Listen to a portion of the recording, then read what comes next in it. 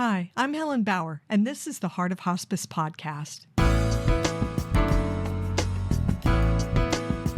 The Heart of Hospice podcast is your source for compassionate and informative discussions about hospice and end-of-life care.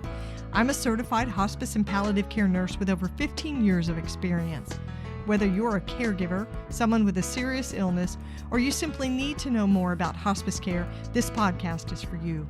Join me as we explore all the aspects of hospice, from the details of caregiving to the emotional and spiritual dimensions of end-of-life journeys. For more resources and to connect with me, visit theheartofhospice.com and find us on Facebook, Instagram, and LinkedIn. Keep listening for today's episode.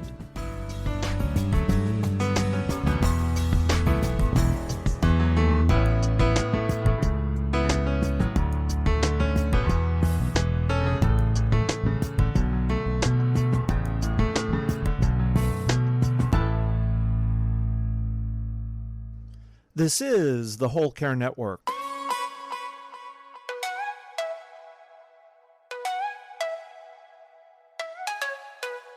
Helping you tell your story one podcast at a time.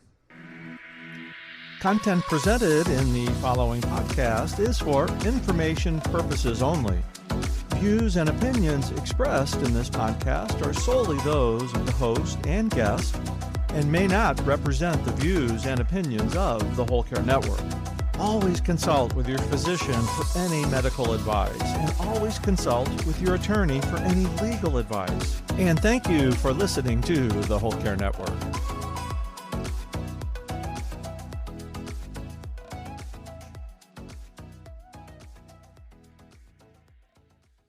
This episode is sponsored by Hospice Navigation Services. When you need information about hospice, Hospice Navigation Services is here to help. An expert navigator will answer your questions about end-of-life care and give you the tools to feel confident in your decisions. A hospice navigation session is a great way to troubleshoot your current hospice care. It's your journey. We can be your guide. Visit hospicenavigation.com to schedule your hospice navigation session today. Sharing her purpose, compassion, and dedication is the calling of today's guest. I'm honored to be talking with Suzanne O'Brien of Doula Givers Institute. Suzanne O'Brien is a living, breathing example of what it's like to find your purpose. She's a former hospice and oncology nurse turned doula giver trainer, and she's dedicated her life to teaching people how to care for those at the end of their lives. She's the author of the international best-selling book, The Good Death, a guide for supporting your loved one through the end of life. Her International Doula Givers Institute provides free education on how to care for someone who is dying through her Level 1 End-of-Life Doula Training Program, in which over 350,000 people worldwide have participated. Suzanne recently launched the How to Care for Someone Who is Dying, The Good Death Doula Givers Global Initiative, which she calls DGI. It's part of a global campaign to bring death back into the natural, sacred experience that it used to be, empowering healing and inspiring participants about life. Suzanne has dedicated the last 2 decades of her life to educating communities globally on how to care for those who are dying. She'll tell you this is her life's purpose. And even though she's trained tens of thousands of people from all over the world, that she's just getting started. You can find her at SuzanneBO'Brien.com and find the Doula Givers at doulagivers.com. If you're interested in her book, The Good Death, you can find it at thegooddeathbook.com.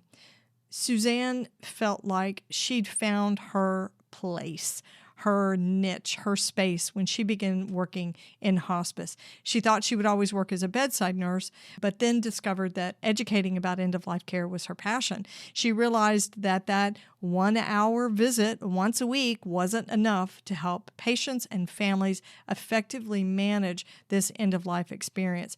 She and I discussed the relationship between hospice team members and end-of-life doulas and how it should really be a cooperative, symbiotic relationship.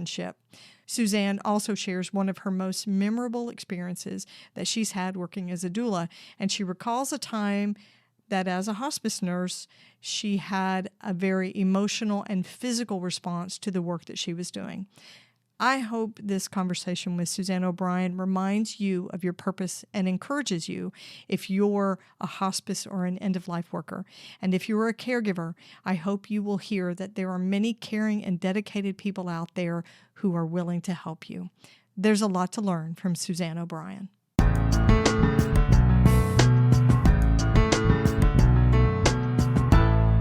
Suzanne, we are so honored to have you on the show. Welcome to the Heart of Hospice podcast. Thank you so much for having me. I'm fangirling just a little bit, I have to admit. Your work is amazing. And I'm so thrilled to be able to have you on the show to amplify your voice, to talk about your new book and the special stuff that you are doing currently. So welcome. Well, thank you so much. What an introduction. I really appreciate that. That is beautiful and humbling. Thank you. Well, I'm going to start out with a sort of an icebreaker question, get to know you question. Yeah. It's one that I didn't send you. It's a little bit of a surprise, but of course we got to talk about end of life, right? Because this is what you and I talk about all the time. So I think this question will be easy for you. Share one of your end of life wishes with me and my listeners. Sure. So I love this because I remember getting this question asked. I was teaching a college philosophy course on death, and they were so engaged. And when they got to the questions, the one gentleman asked me, he said, "How do you want to die? What is your plan?" And I thought that was just so beautiful. So I'll tell you my wish in a big picture, since you've asked me this one thing. I want to be able, when that day comes, to say, okay, and be in acceptance of that. And so there's practical things we can put in place for our wishes, where I want to be at home, what I want that to look like, warm blankets, music playing, aromatherapy, loved ones around me, all of the beautiful things. But there's also an emotional component to that space at end of life. And what do I want that to be? I want that to be a place where I am fully in acceptance that my journey is coming to its end. And I made sure that I lived fully, because that's one of the main regrets I see. So I really hope that that answers your question and helps people to think about. There's really two main factors: physical logistics of what that looks like, but also emotionally and the acceptance part of it, which is one of the things I see lacking most and the biggest regret from end-of-life patients. And I want to make sure that I don't get to that space and have regrets. I love that combination, warm blankets and acceptance. It's the mind, body, spirit, right? We know that we are composed of these three elements or pieces that you can't separate. So yeah, give me some acceptance and some awareness of what I'm doing and what's happening, along with a warm blanket in my family and something great in an aroma in the room. Yeah. I love it. Thanks. That sounds peaceful. I love to ask my guests this question because I think everybody's story matters. Everybody's story matters. And it's sort of your origin story. How in the world did you get to where you are working with the dying and teaching those of us who work in end-of-life care? How did you get here? It chooses you. And, there's a much higher power going on. And I'm not talking about religion, so to speak. I'm talking whatever your belief system is. I've learned this day one at the end of life.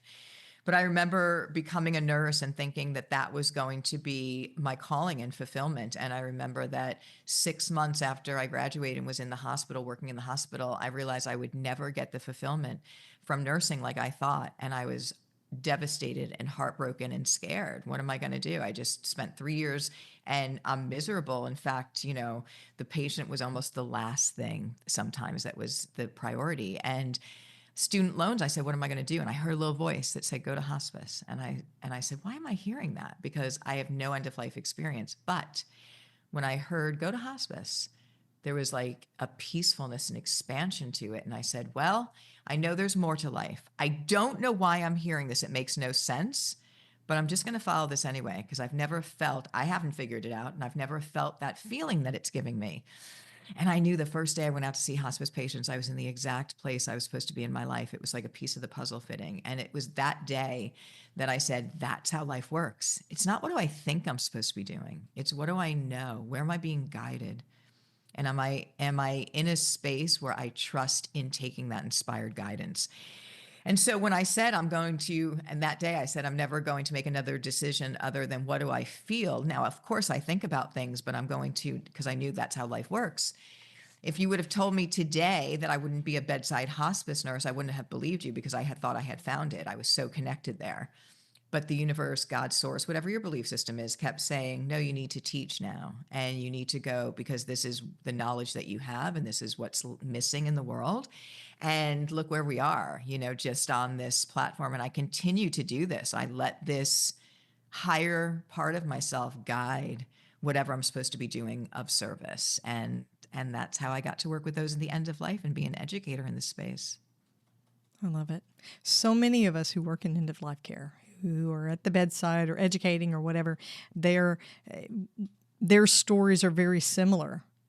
It's this lightning bolt, the light bulb, all these things. My story's a little bit different because I was just looking for a full-time job after being a part-time stay-at-home mom and working in home health, and just got invited. Somebody said, oh, we have a position here at the hospice agency that I work for. Completely clueless. Like a lot of nurses, right? When you work in a different silo, you really have no idea what end-of-life care is like. And then you get there and you're like, what in the living hell have I been doing all this time? I was a nurse for 15 years before I went into hospice. And then you think, man, this is it. This is the place to be. It's not for everybody, but I would tell you, I've never worked urgent care, emergent, ICU type stuff. Not my thing.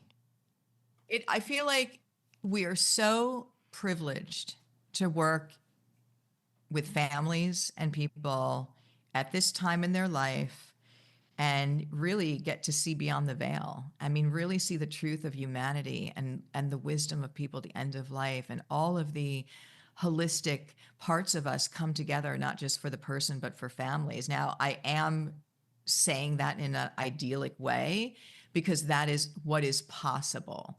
So the gap in the reality of end of life's going like that right now is not for most because of the lack of support and the fear of death and all of the things that we're out here educating, but it is the most privileged space to work in. And by the way, it has taught me everything about how to live. Working with those at the end of life had changed my life, and it changes others in the most beautiful way. You will never look at life the same way. You have gratitude. I mean, all of the lessons that we've learned that has changed my life completely. I'm so grateful. Yeah. As a hospice nurse, I said that every day, every patient, I learned more from them than they ever got from me. It was always true for me.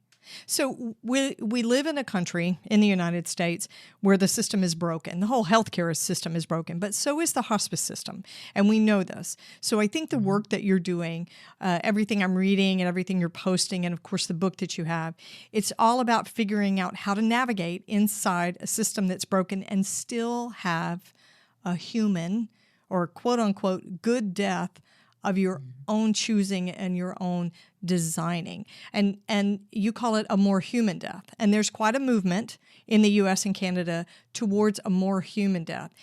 Tell me about doulas and where they are becoming part of this conversation.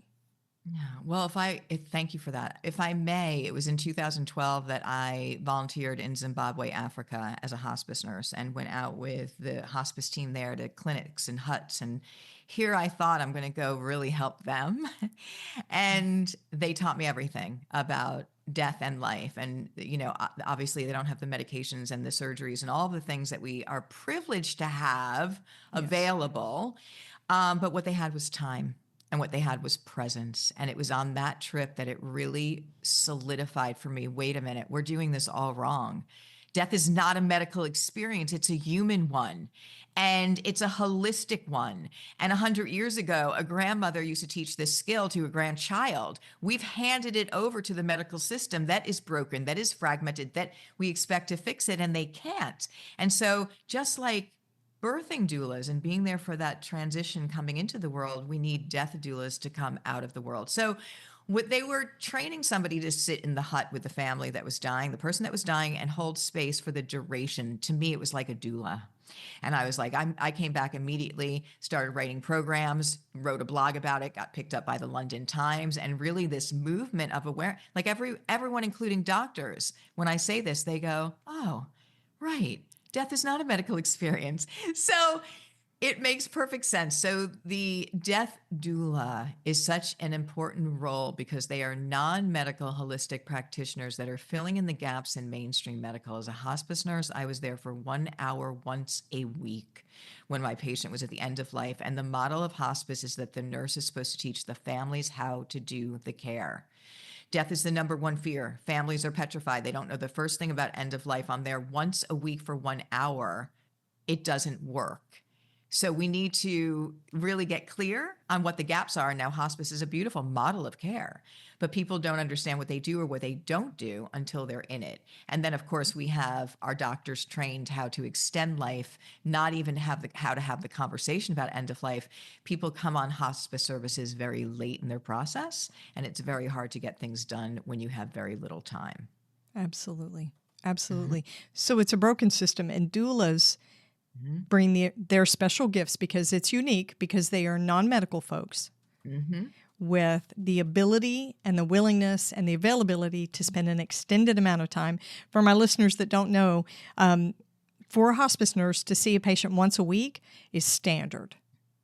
And if you're lucky, it's an hour or so, but there's not an extended visit. We don't spend a number of hours in a patient's home unless there's a crisis. That's a different kind of situation.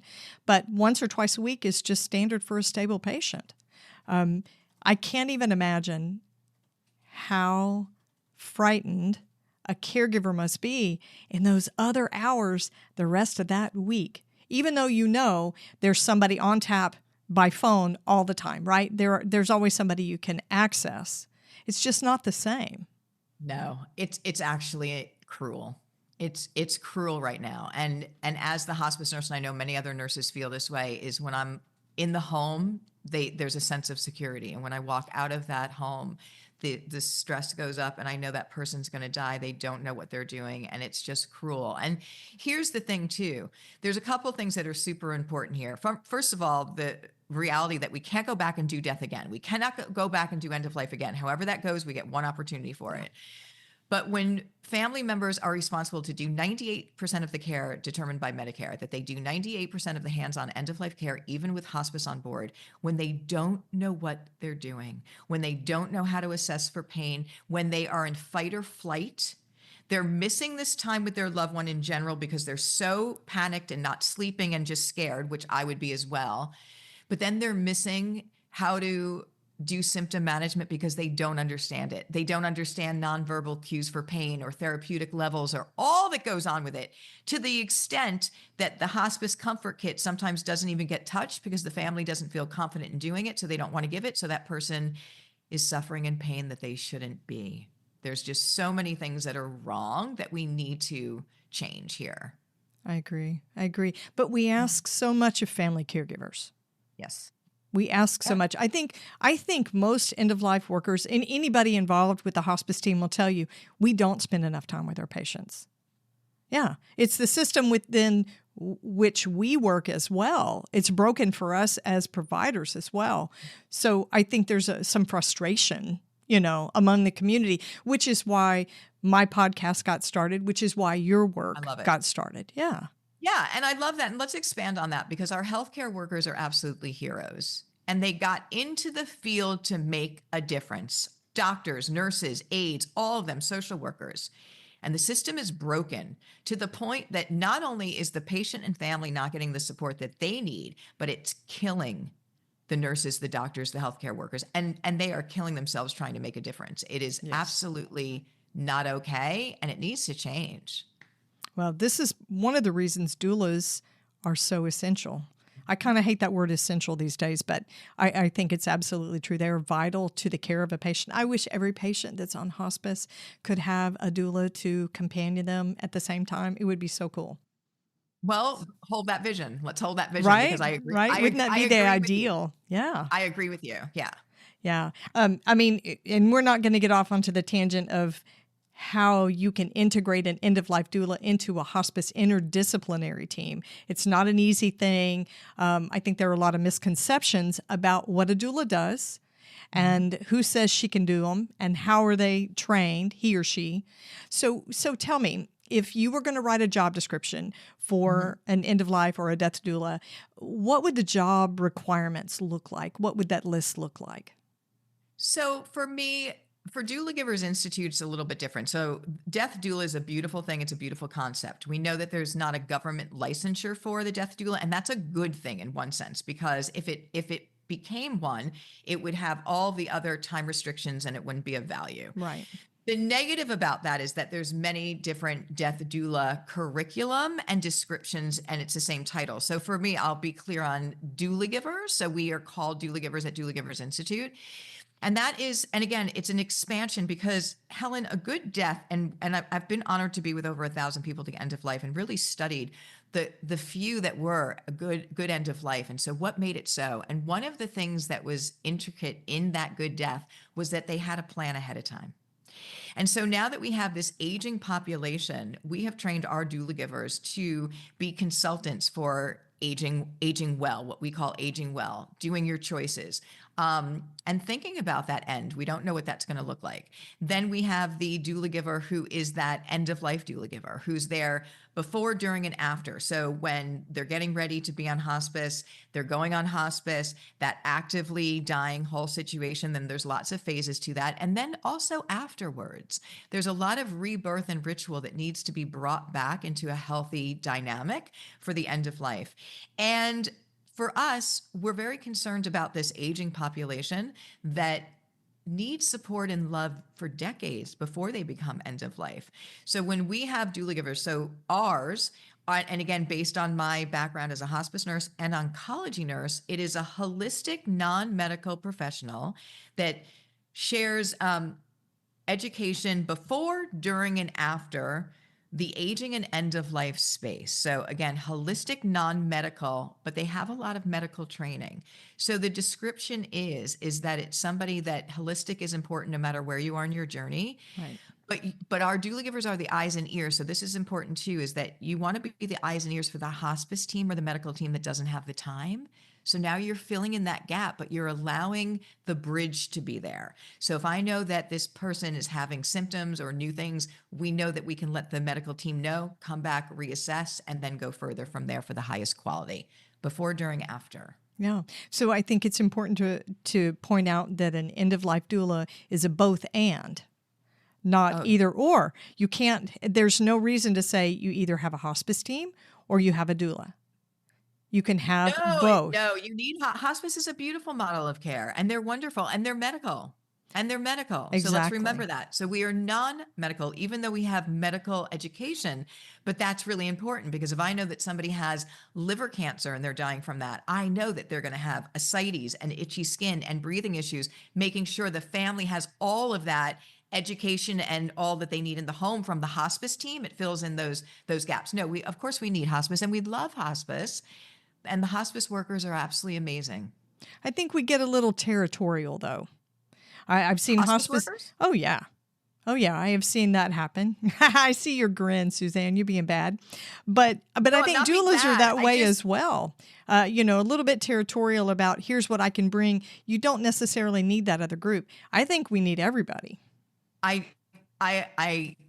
I'm so grateful that I have a bit of a different experience. And so I do understand what you're saying. And I know that that's out there, but I also know from a hospice nurse when I was actively nursing, if I knew that somebody was in the home, there was like an aide or somebody who had a lot of end of life experience, I felt so much better knowing that when something happened as a change with that patient, they would let us know. So it made my job better. So what we want to do again is make sure that we understand that hospice is amazing and hospice nurses are amazing. They can't be replaced, but we can support the patient, the family, and them to do their job better and get the outcome that everyone's looking for. Yeah. No single discipline on a hospice team is the end all be all. No. Right. We can't do it without each other. So to add a doula in, I think is such an amazing component. And who would object to a family of one of their patients having additional support that was trained and knowledgeable and present and compassionate, how could you think that that was a bad idea? Yeah, I don't know that I haven't had that experience. I've had a lot of appreciation for the doulas that show up, the doula givers that show up, and that's a beautiful thing. Again, it's making their job better because they don't have to worry about their patients falling through the cracks as much, which happens all of the time. And I think that if we have nurses, and again, there's no judgment here, but that are thinking it's a threat, I think they need to sit with that for a minute and really look at what the scope of practice is and how we can support them and the family as well, which we get one opportunity to have that happen and we can't go back again. Yeah, there's no do-over for death. Absolutely. You want to help them have whatever experience they want, but I think it can include all those people. It can. I think it has to. I hope you're enjoying this episode. We're going to pause for just a minute. My guest has more to share. This episode is sponsored by Hospice Navigation Services. If you or someone you care about is dealing with a life-limiting illness, you need a guide. Hospice Navigation Services is here to help you get the best end-of-life care possible. We understand the importance of personalized, experienced support. Hospice navigators provide one-on-one support over the phone or through video calls to guide you every step of the way. They'll answer your questions, explain what hospice care looks like, and give you the tools to feel confident in your decisions. Whether you're planning ahead or you have an urgent need, Hospice Navigation Services helps you and your family understand your options for end-of-life care. A hospice navigation session is a great way to troubleshoot your current hospice care and get answers to your questions. You don't have to go through this alone. You deserve compassionate support and guidance for your end-of-life experience. Hospice Navigation Services can be your guide. To book your hospice navigation session and receive your free guide to end-of-life care, visit our website at hospicenavigation.com. It's your journey. Hospice Navigation Services can be your guide. Okay, so Suzanne, I'm going to put you on the spot. Yeah. Tell me about a time when you were moved or inspired by a patient or a client. I think doulas sometimes say client, by a client that you were working with. Yeah. How many hours do we have? I know, right? How many people? You're going to have to choose one. They're so amazing and it changes your life forever. But I do want to tell you about a woman who was dying and she was in the hospital and she was young. She was 44 years old. She came in, she fractured her hip because she had gallbladder cancer. She was doing chemotherapy. It brittled her bones. And so she broke her hip. So she came in the hospital and I was working the Friday, Saturday, Sunday shift. She came in on Friday with her sister. Obviously they were really scared. My technique is to build the trust right away to get symptoms managed. Did that well on Friday. And then on Saturday, by the end of the shift, I took her from a bedside commode to her bed, which was one turn and pivot, and she was out of breath. Nothing wrong with her lungs. And I was like, what, we both just stopped. And I asked her if she wanted, nasal cannula oxygen. She said no, but we both stopped and we knew something really serious was going on. And they told me they did testing that night and she had blown a pulmonary emboli, a blood clot from the fracture to her lung. And that's not a good thing. But here's what happened on Sunday. So Sunday in the hospital, you have a different schedule that doctors do rounds on. And I remember she was breathing shortness of breath all day. And the doctor came in around 3:00 and is like, what is happening? And we were like, explained it to her. And I had a habit of doing rounds with doctors when they did, so I could hear what they were saying to the patients and the families. And we walked through Maureen's doorway. And Maureen looks at the doctor and says, I just want to thank you for everything you've done for me. And I turned to look at the doctor and tears were going down the doctor's face. And in that moment, Maureen was telling us that she was going to die before anyone called it. Yeah. But here's what I want to say. That night they told me that, so there was lots of things in between, getting her 12-year-old son to come to the hospital if that's what they wanted, to have conversations, all of the things that doulas really and hospice nurses really work on, and sometimes very quickly. And they told me that this is what happened on Sunday night. That Sunday night, they said Maureen woke up at about 11:30 from a sleep and said, get my sister, I'm transitioning, with like all of the excitement of an 8-year-old child you tell you're going to Disney World. They got her sister out from the lounge. She comes in the room and she goes, I'm transitioning, like excited. So I want to just pose this question to everyone. What did Maureen see that not only removed her fear, but had her excited about her next chapter? We could do hours long podcasts on all the experiences that patients say what they're seeing, but this is amazing. And this is what we get to see working in this space that the world needs to know about, because it allows me to say, wait a minute, if people are talking about seeing loved ones who've died already, which is a very common phenomenon, if they're talking about this beautiful thing that they're seeing that they're going to, why is death the number one fear in the world? And why are we not having conversations and even doing the practical things to prepare for it? Do we have this all backwards? I'm going to say absolutely. Yeah, absolutely. We have it backwards. So the way I think about it, and it's very similar to what you're talking about, I think this movement towards figuring it out and refiguring it out, I call it unlearning. It is unlearning. Yeah, we got so smart. We've got all this technology. We can hook you up. We can. We thought we did. Oh, yeah. We thought we're so smart. Yeah. And medical advancement and technology is fantastic in the correct time, the correct place, in your illness, your trajectory, in your life, and with your choices that are personalized to you. But they're not always the right thing to do. And I think that's the key, Helen. There's a few keys that are here, is that you need to make informed, subjective choices based on quality of life to you. And if you don't make them, it goes into default. And that default is usually what we don't want. And the other thing is, how unfair is it on doctors that we've expected them, we've given them a impossible standard. They're expected to fix it. They're expected to keep life going at all costs. When somebody dies, they feel like they failed. Like on so many pathways, we have really gone the wrong way, and it's time to bring that all back. You know, death is a natural experience. We've been dying for thousands of years as a human race. We know how to do this. Yeah. The human body knows how to shut itself down. We really like to interfere. And so as a nurse for 30 years, I've had my tangles with doctors. You know, the culture of medicine in the United States has not always been one that respects the nurse's opinion.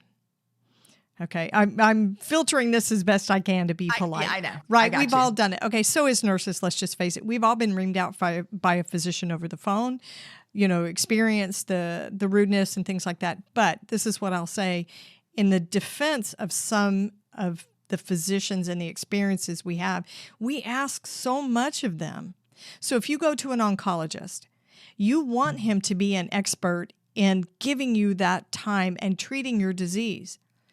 But then when he doesn't talk to you about end of life at an appropriate time and give you all the compassion and all the depth that you need, then you're angry and you feel abandoned. But maybe that wasn't his job to begin with. And I think that's where palliative care comes in. I mean, that could be another conversation. But I think we ask a lot of physicians to be the end-all, be-all. Give me everything you got and more. So this is so important. And there's a few things that we really want to get very clear here is that, again, the doctors are expected to fix things.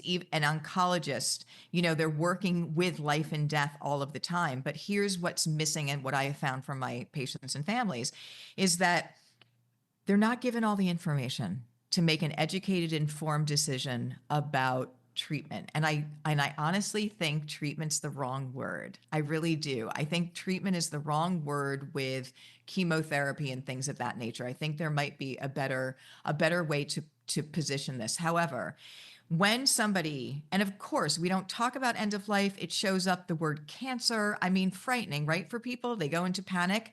And then usually, you know, it will be like, okay, this is what you have. Monday, we're going to start, 16 rounds of this chemotherapy. And all of a sudden we just go into default. And that's not always the best path based on a lot of different elements that usually are not discussed because number one, doctors don't have a lot of time. Number two, families really aren't asking because they're like, oh my gosh, I'm panicked. I just do everything we can.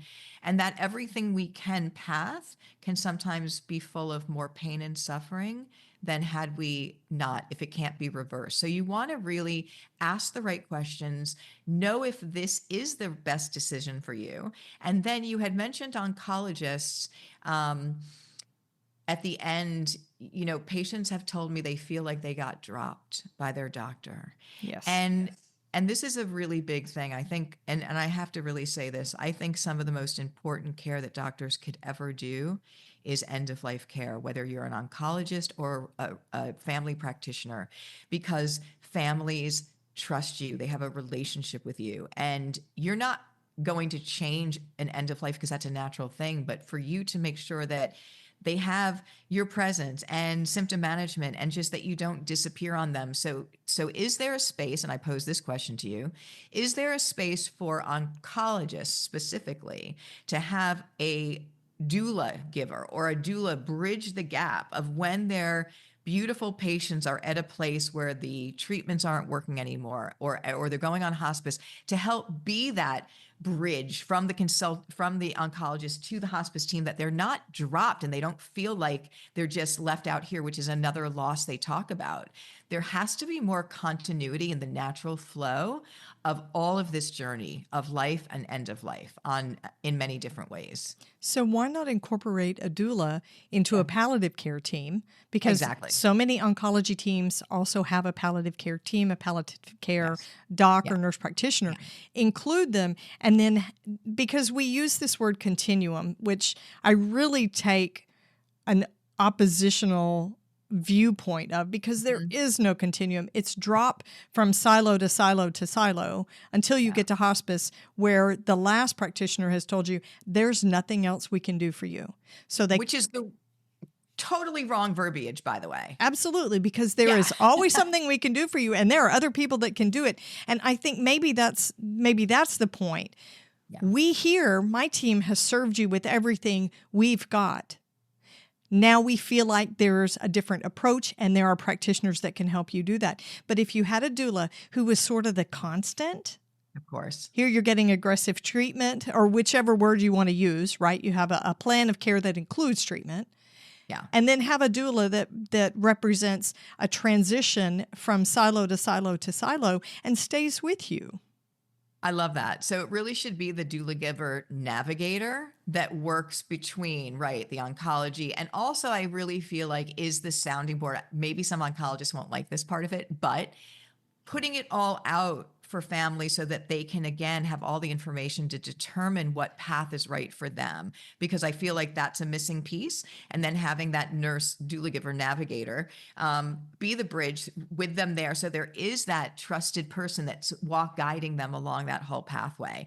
And I also, you said dropped. And I want to say this, that I've heard from hospice families that they felt like they got dropped as well. And here's the thing is that, and I was told this from my hospice job, that person died, call them and say whatever you want to say to them, and then don't contact them again. And so all these people were there supporting them, and that person dies and we're gone.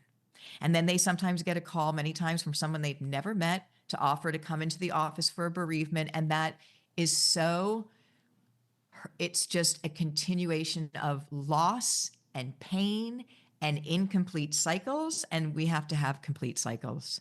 Yeah.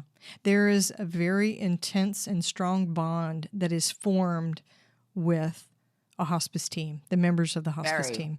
Your nurse may be there at the time of death, during the death, and supporting. More than likely, the timing doesn't align like that. And the nurse comes out at your most vulnerable moment. And then, so I was taught as a hospice nurse not to go to funerals and not really to follow up so much with families afterwards. And part of that was for them to make the transition to being cared for by the bereavement staff. And part of that, who knows if that was the right thing to do, but part of that, and I think for some families, maybe it was, right? Because it's also a boundary that we need to draw for ourselves. You cannot, as a hospice nurse, accumulate a bereavement care sort of relationship with every single family that you serve. It's not real. It's not realistic. No, but you can bridge it. And you don't have to disappear Yes. at one of the most sensitive wounds that they go through. I think there's a way to bridge that, and from the trusted hospice nurse that has been guiding them along this path. Yes, or, I or think other, so. or even the social worker, or a combination. Yeah. I think it's also good for us if you want to do this type of nursing in this environment, in this system that we work with that's so flawed for years, and you want to sustain it because it's important to you, you have to do it in a healthy way. And dropping all these deaths off and never really, I don't like the word closure particularly, but I think completion, full circle somehow. You can't just, I remember families from years ago, and I think, I wonder what happened to her husband. I wonder if he's still living in the same house. Of course. Yeah. Yeah, I love that you're saying this, Helen, because we're not immune to the emotions that go on, and we fall in love with our patients and families all the time. And for me, I remember one pivotal time with me is that we had a young boy on hospice, and it was a big story, but anyway, I volunteered to take him. I didn't have a list. I had just come back from Africa, and it was one of the hardest cases, as you can probably imagine. 3.5 weeks, it seemed like 3.5 years, nonstop, running to the house. I mean, just the emotions of watching the family and the whole thing. And I remember literally being like just shot, like just stress depleted. It really did go well as far as it could go. But I remember coming to the office that day and my manager saying, "Great job. Here's your next patient. Here's your next client." Yeah. And I felt like I needed a vacation. I couldn't process that. And it was like so heavy emotionally that I actually ended up getting a bit sick after that. And so, and I'm not alone. I mean, I see nurses all the time sick and their backs going out because they're just the stress and all that goes with this. It has to change. And like you said, to be sustainable and to live in a healthy way of doing this work that we're called to do, but not at the cost of your health and your family time and all that we're seeing with nurses. It's tragic. I have a friend who's been a hospice nurse, I think 20 years, which is an amazing feat by itself that you can still do that after 20 years. But she never gets sick until she goes on vacation.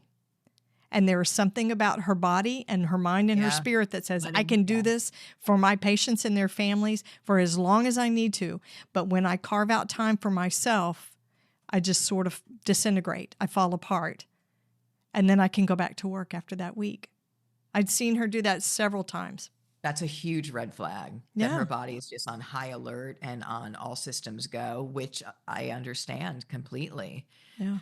Why can't we create a way for nurses to show up and do this work with balance and with caring for themselves? Because by the way, when they care for themselves, they are caring for their patients because they can show up as the best version of themselves, the healthiest, and they can continue to do the work that they love to do. Well, and isn't this part of the broken system that we have?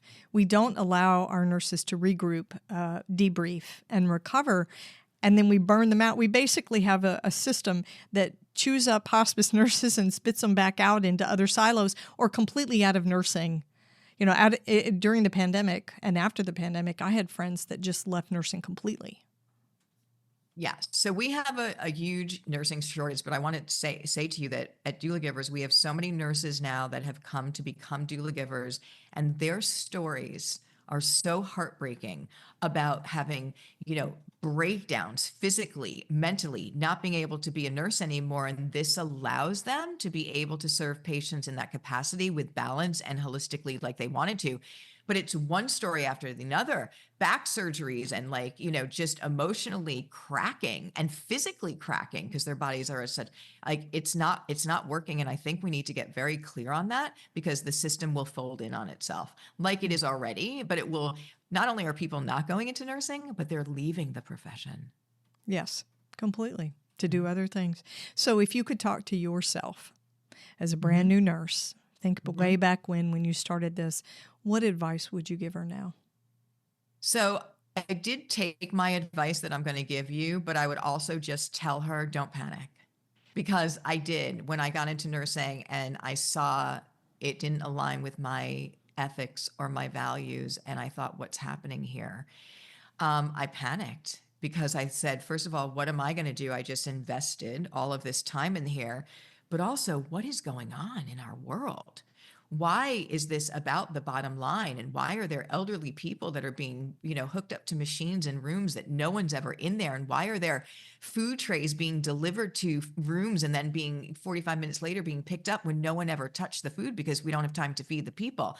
Like, I would say, don't panic, because you're going to find a way to be able to serve patients and families like you always envisioned. So just connect to your heart, wait for those guidance impulses, which will come, and follow them, but it's going to be okay. And it did. So I did do that. But there was a while there that I was really frightened about just what the harsh reality of healthcare in our country.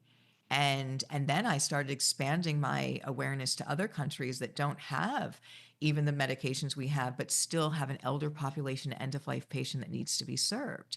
So how can we come together globally and help those countries have their own resource centers? And that's the doula giver training. And we have built a respite house. We helped finish the respite house in Guatemala. We have our training in Thailand through the health ministry. It's in the Philippines nursing school. And we want to help underserved communities have their own training center so that they can train medical staff and family caregivers and support their own. And that's what we do. And what a beautiful thing is, because end-of-life patients share with us that we're all connected, right? And we are, in this thing called humanity. So taking it away from the system's beautiful, knowing its limitations, and also remembering it's not a medical experience. It's a human one. Let's teach this skill to everyone because we're all going to need it. Absolutely. You have a new book out, The Good Death, Supporting Your Loved One Through the End of Life. Beautiful cover, by the way, with the tree and the leaves. It's really remarkable. Everybody ought to look it up and check it out. But what guidance does the book offer? Who's it for? So it's for everyone. It's interesting because the woman who helped me do the proposal, who actually came to me in the beginning and said, you need to write a book. And I said, I can't, I have no time. And then she said, no, you need to write a book. And I was like, I really thought about it. And then we did. She says, I usually tell people, don't say your book is for everyone. Here's the book. I'll just show the cover. I just love it. Yeah, I love that. I love that too. She says, I usually tell authors, don't say your book is for everyone, but your book is really for everyone. So it really is for the family caregiver. It's designed for the family caregiver, but anyone in medicine, death doulas, anyone in medical who wants to learn about end of life, the first half of the book, it's great because it talks about how we got to this space where death is the number one fear, and how, maybe we just have to remember that it is a sacred part of the life's journey. And it talks about medicine today and how we got lost in this way. And then it has all of the training on how to care for somebody at the end of life, living well, aging plans, all of the beautiful things that we have about it.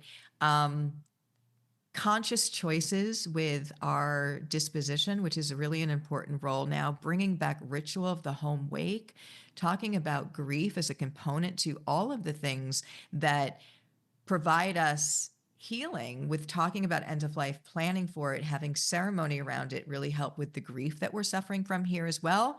The lessons that we learn about life from those at the end, the wisdom. So it's infused with patient stories. Like we only talked about one Maureen today, but there's lots of patient stories. And then the last part of the second part of the book is a planner. So it's a step-by-step peace of mind planner that will teach you about and it has a list of questions, what you want to answer for a physical good death, a mental good death, an emotional good death, a financial good death, and a spiritual good death. It's all in there. I love it. I absolutely love that. Thank you. Where can listeners find the book and connect with you?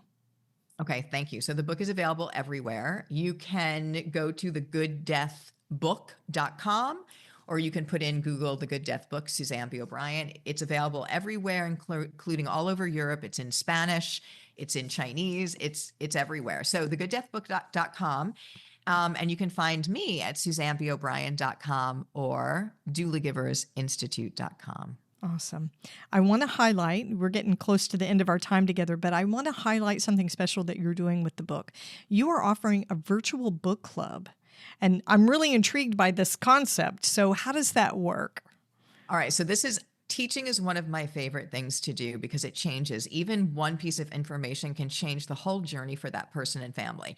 So, what I've done is put together a virtual book club. It is once a month live, and we take one chapter of the book, we go through the highlights of it. I kind of give the back end story of that chapter, and then we do an actual exercise. So, I'm going to give an exercise that's related to that chapter to the group. We're going to do it together, and then we're going to answer questions. So, this is going to be for a whole year. And we just started, and you can still join it.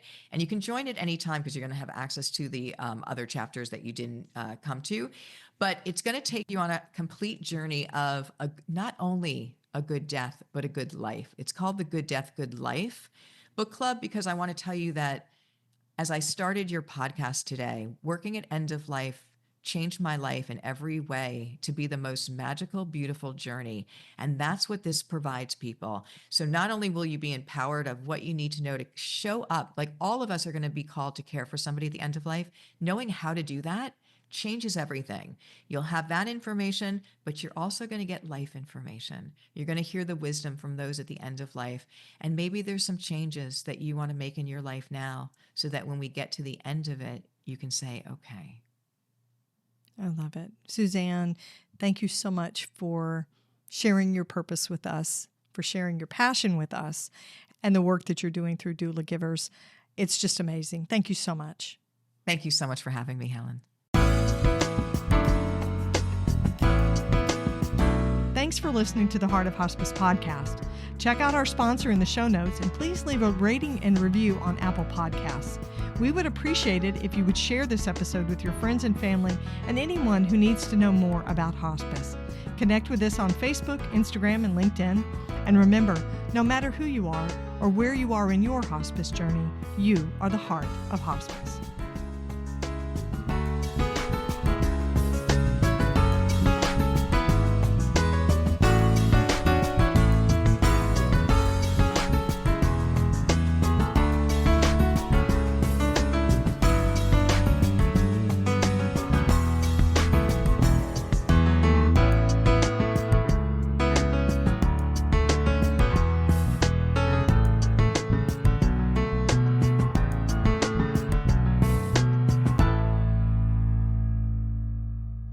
This is the Whole Care Network.